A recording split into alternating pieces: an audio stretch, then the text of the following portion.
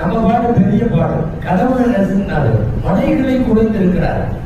அப்போ முந்தைய உம்மத்திற்கு ஆயுள் அதிகம், ஆரோக்கியம் அதிகம், கனம் அதிகம்.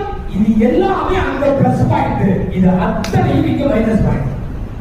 இந்த உம்மத்துல கனம் இல்லை, ஆரோக்கியம் இல்லை, நீண்டாயுளும் இல்லை.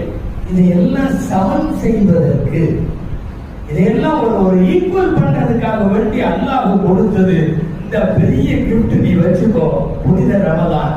நீ இந்த ஒரு மாசத்தை கரெக்டா யூஸ் பண்ணிடு, உனக்கு எக்கச்சக்கமான நன்மைகளை அல்லாஹ் கொடுத்து விடுவான். அந்த அடிப்படையில் தான் நமக்கு ரமலான் வழங்கப்பட்டிருக்கிறார். ரமலான் ஒரு வித்தியாசமான ஆச்சரியமான ஒரு விருந்தாளி. நமக்கு வீட்டுக்கு விருந்தாளி வந்தா என்ன செய்வாங்க?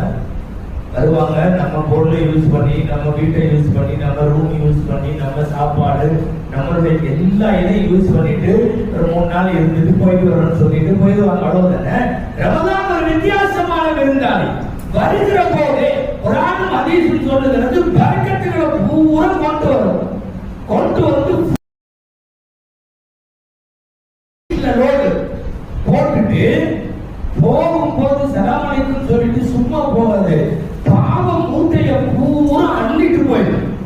ரமலான் என்ற வார்த்தையை நீங்க அரபி டிக்ஷனரி எடுத்து பார்த்தீங்கன்னா